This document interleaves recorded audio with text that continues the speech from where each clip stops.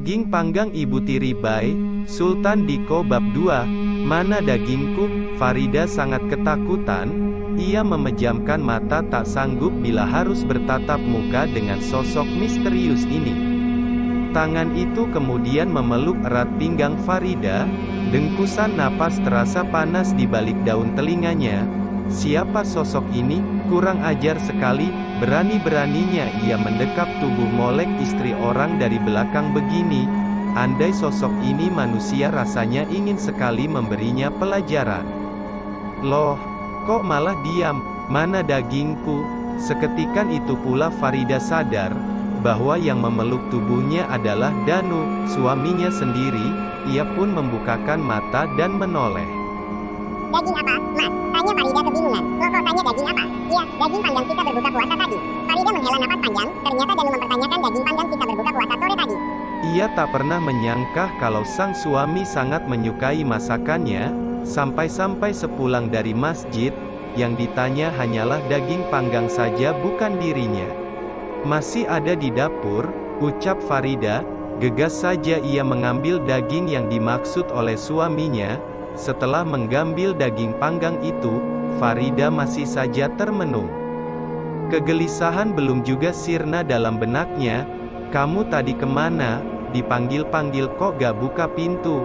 Mas sampai gedor-gedor berkali-kali gak ada jawaban. Sampai di sini Farida terdiam untuk beberapa saat. Perempuan ini masih bingung bagaimana bisa tiba-tiba saja Danu telah berada di dalam rumah. Aku tadi enggak enak badan, Mas. Jadi aku memilih istirahat di kamar. Oh, untung saja Mas bawa kunci gerasi dan bisa masuk dari sana. Farida mulai memahami ternyata suaminya masuk rumah lewat pintu gerasi. Kunci mobil dan kunci gerasi memang berpadu menjadi satu. Tidak heran jika kemana saja Danu pergi selalu membawanya. Daging panggang Adek memang sangat lezat, gurih dan nikmat. Andai Regan ada di rumah, ia pasti menyukainya. Dek. Seketika itu pula, mendengar nama anak tirinya disebut-sebut oleh suaminya, kegelisahan dan kekhawatiran mulai tampak lagi di rona wajah Farida. Sayang, kamu kenapa? Keringat dingin begitu? Wajahmu pucat, kamu sakit? Ya, ternyata kegundahan hati Farida diketahui oleh suaminya. Jelas, suami mana yang tak peduli saat melihat istrinya mengalami perubahan yang signifikan. Gak apa-apa Mas, aku mungkin kecapean saja. Danu tahu sepertinya sang istri sedang merahasiakan sesuatu. Dari ekspresi wajah Farida mencerminkan bahwa ia sedang tidak baik-baik saja. Kamu jangan takut, aku ini sekarang sudah sah menjadi suamimu.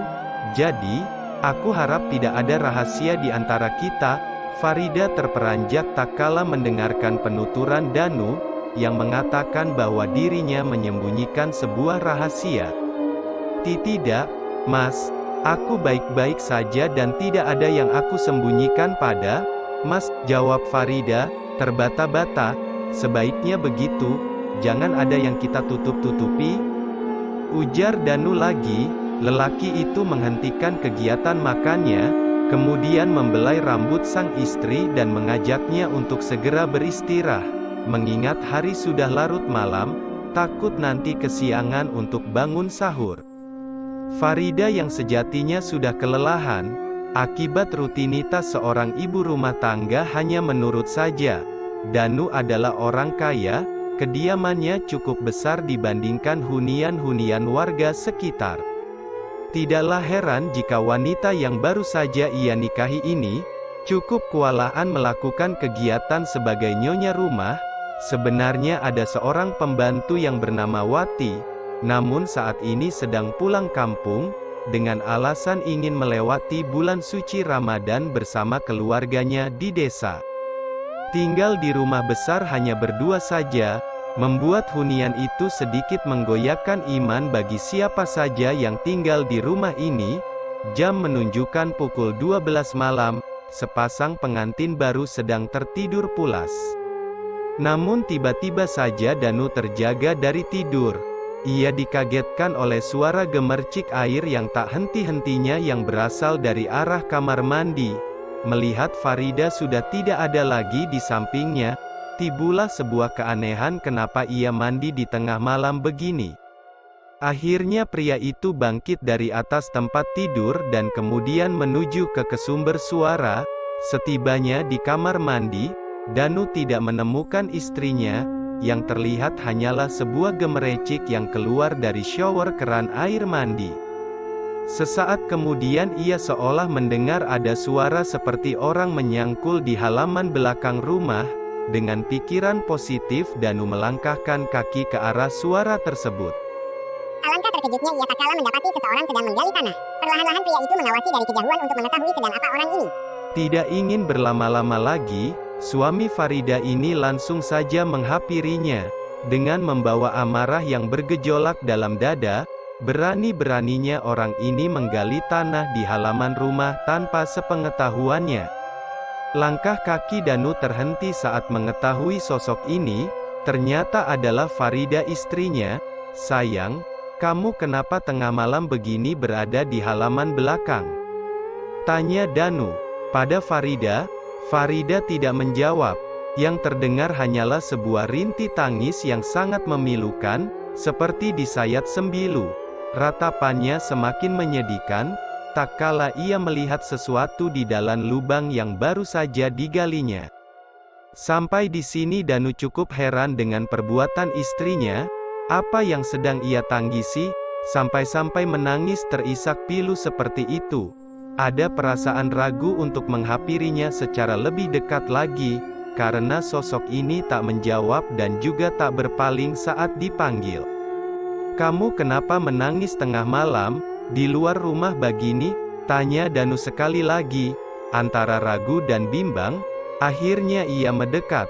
Matanya melirik ke sebuah galian itu, tidak ada apa-apa di sana.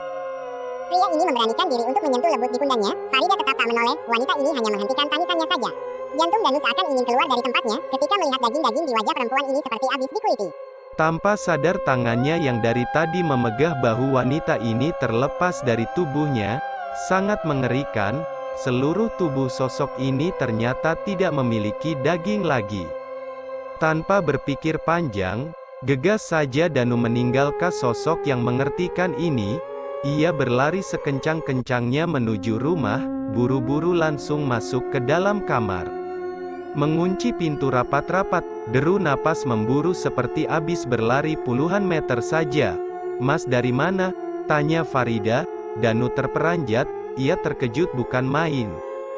Gumpalan merah dalam dada seolah mendapatkan guncangan yang begitu hebatnya, saat melihat Farida istrinya telah berada dalam kamar. "Tidak ada apa-apa," jawab Danu dengan suara terbantah-bantah. Ia mencoba menutupi semua kejadian yang baru saja dialaminya pada Farida. "Ayo tidur lagi, hari masih malam," ajak Farida. Walau masih terbayang kejadian yang baru saja ia alami, namun Danu mencoba untuk menepisnya. "Iya," jawab Danu singkat penuh keraguan. Danu perlahan mendekati tempat tidur. Pelan-pelan ia menarik selimut, kedua bola mata tertuju ke atas langit-langit kamar. Keringat dingin membasahi tubuhnya, detak jantung masih terasa berdegup sangat kencang. Deru napas terus memburu, pria ini mencoba memejamkan mata agar bisa segera tertidur, namun sepertinya perbuatan itu sia-sia saja. Sesekali, indera penglihatannya melirik ke arah Farida. Perempuan itu sudah kembali tertidur dengan nyenyaknya. Perlahan Danu mengatup kedua bola matanya, namun saat ia mulai tertidur lelap, terdengar sebuah suara yang sangat menguji mentalnya. Ia membuka mata, kemudian memasang pendengar lekat-lekat. Sampai jumpa lagi di episode berikutnya.